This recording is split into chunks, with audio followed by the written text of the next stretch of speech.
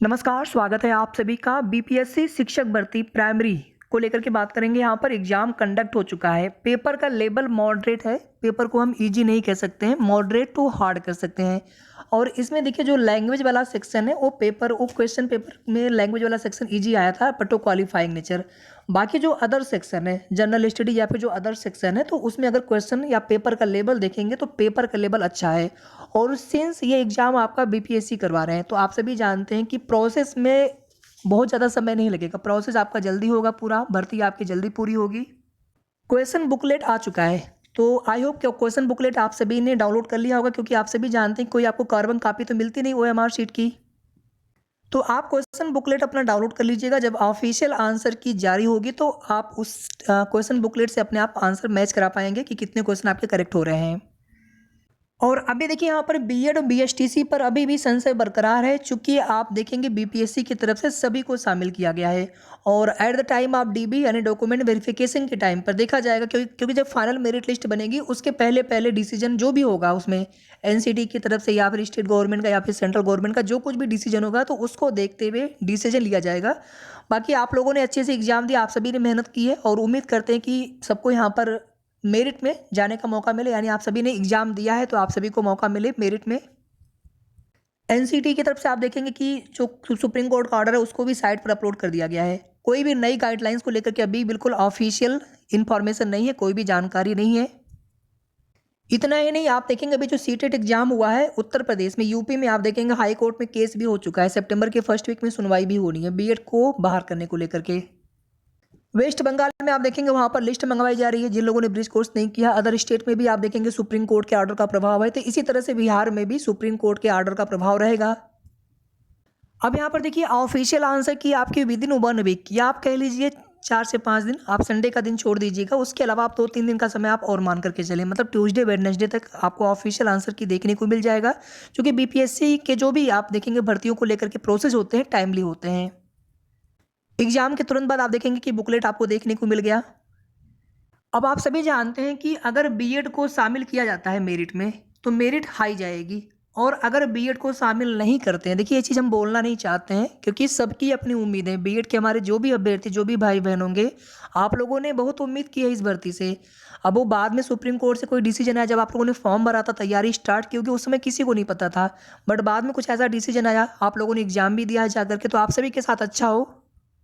बाकी यहाँ पर जो डीएलएड या बीटीसी जो भी समकक्ष साथी हैं, आप लोगों से कोई विरोध नहीं, क्योंकि आप लोगों का ये अधिकार था कि आप लोग प्राइमरी के लिए या फिर बेसिक के लिए आप लोगों की डिग्री बनी हुई थी, आप लोगों के जो सर्टिफिकेट, आप लोगों के जो कोर्स कराए जाते हैं, तो उस तरह से आप ही इस भर्ती के लिए होते हैं। लेकिन आप देखेंगे बाद में फिर बीएड को शामिल किया गया था गवर्नमेंट के द्वारा, तो उस वजह से बहुत सारे अभ्यर्थी बीटीसी या डीएलएड करने की बजाय बीएड करना स्टार्ट कर दिए। तो दिक्कत बस यहाँ से आके फंसी है कि फिर उन लोगों ने फिर मतलब क्या हुआ बीएड करने से उनके, क्योंकि ऐसे बहुत सारे कैंडिडेट हैं जो कि कोई जैसे बीटेक वगैरह वाले हो गए हैं, जो कि वैसे भी आप देखेंगे कि टीजीटी पीजीटी के लिए वो एलिजिबल नहीं हो पाते हैं, सब्जेक्ट कॉम्बिनेशन मिल नहीं पाता है, या फिर उन्होंने प्राइमरी को ही लक्ष्य रख करके उन्होंने बीएड किया हो।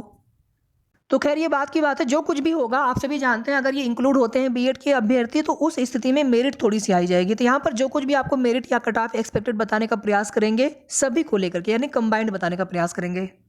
जितने भी अदर स्टेट के कैंडिडेट हैं, अगर आप मेल हैं तो भी जनरल में आएंगे, अगर आप फीमेल हैं तो आप फीमेल जनरल फीमेल में आएंगे।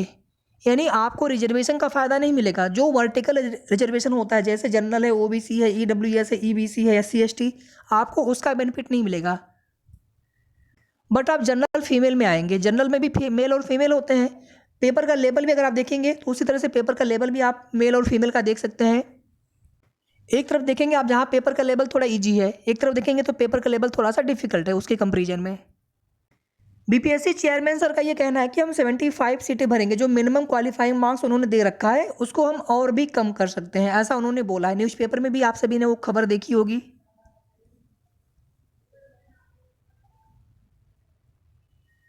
तो मिनिमम क्वालिफाइंग मार्क्स आपको बताने की आवश्यकता है नहीं, आप सभी ने देख लिया होगा कि जनरल के लिए 40%, ओबीसी के लिए 36.5, इसी तरह से ईबीसी के लिए 34%, इसी तरह से और अदर कैटेगरी के लिए आप देखेंगे 32%।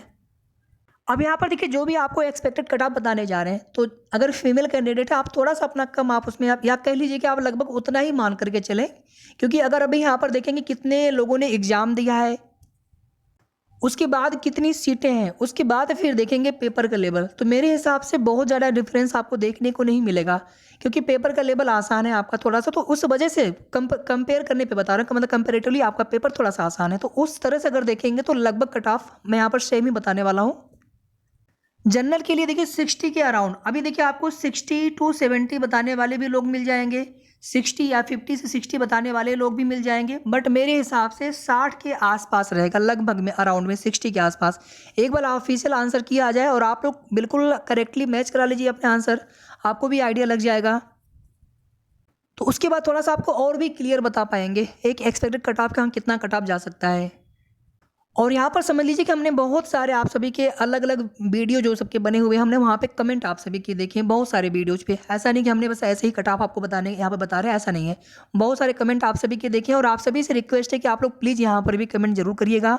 आप अपना स्टेट भी बताएं, अगर आप अदर स्टेट से हो, अगर आप बिहार से हो तो कोई दिक्कत नहीं, फिर आप होम आपका वही गृह राज्य हो गया। लेकिन अगर अदर स्टेट से आप होंगे तो फिर आपको जनरल में ही कंसिडर किया जाएगा। तो आप अपना स्टेट, कैटेगरी और कितने आपके मार्क्स आ रहे हैं आप कमेंट करके ज़रूर बताइएगा, या फिर कितने आपने क्वेश्चन करेक्ट किए हैं। तो अभी देखिए डिपेंड करेगा आगे बीएड बीएसटीसी वाले मामले पर। अगर कैंडिडेट कम मिलेंगे तो आप सभी जानते हैं कि इवन जो क्वालिफाइंग मार्क्स है उसको भी कम किया जा सकता है, तो यानी उस स्थिति में कट ऑफ की बात तो आप करिए ही नहीं। उस स्थिति में तो आप सभी समझ सकते हैं कि कट ऑफ बहुत कम जाएगी। लेकिन अगर यदि बीएड के अभ्यर्थी शामिल होते हैं तो उस स्थिति में ये कट ऑफ लगभग आपको इतनी ही देखने को मिल सकता है, 60 के आसपास। ओबीसी में इसी तरह से आप थोड़ा सा कम करके देख सकते हैं, ईडब्ल्यूएस में थोड़ा सा और कम, या फिर ईबीसी है या फिर ईडब्ल्यूएस है या फिर एससी एसटी थोड़ा सा और कम करके आप देख लीजिएगा। मतलब अगर अभी आप अगर 40 प्लस भी हैं, 40 प्लस भी अगर आप हैं और आप किसी भी कैटेगरी में हो, आप जनरल का छोड़ दीजिएगा, जनरल में इतना कम नहीं जाएगा, बाकी जो और कैटेगरी है जैसे एससी है या फिर जो अदर वर्टिकल रिजर्वेशन के अलावा जो हॉरिजॉन्टल में आते हैं जैसे फ्रीडम फाइटर है, पीएच है, तो अगर आप 40 प्लस भी है या फिर 40 के भी अराउंड है, हालांकि क्वालिफाइंग मार्क्स आप सभी के लिए कम है, फिर भी अगर आप 40 के आसपास है या 40 से कम भी है तो भी आपको उम्मीद रखना है। बाकी अगर आप जनरल है या ओबीसी है या फिर ईडब्ल्यूएस है तो कम से कम आप 50 प्लस हो या 50 से थोड़े ज़्यादा आप हो तो आपको उम्मीद रखना है।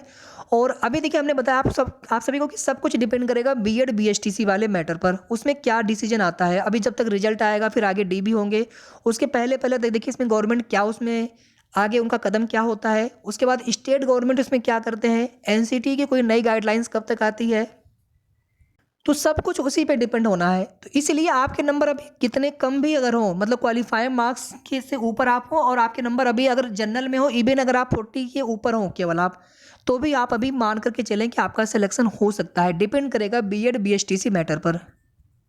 बाकी अगर बीएड के अभ्यर्थी शामिल होते हैं तो लगभग एक्सपेक्टेड कट ऑफ इतनी जा सकती है, बाकी इसमें कम ज़्यादा हो सकता है क्योंकि ये केवल एक अनुमान है। लगभग 10,000 12,000 15,000 के आसपास टोटल हमने जो डाटा देखा है आप सभी का, या फिर किसी का सर्वे का डाटा है या फिर आप सभी के कमेंट है। बाकी आप सभी को कितना लगता है आप सभी भी कमेंट करके जरूर बताइएगा। वीडियो को आप सभी प्लीज़ लाइक कर दीजिएगा, शेयर आप सभी कर सकते हैं, और अगर आपने अभी तक चैनल को सब्सक्राइब न किया हो तो सब्सक्राइब भी कर लीजिएगा। धन्यवाद।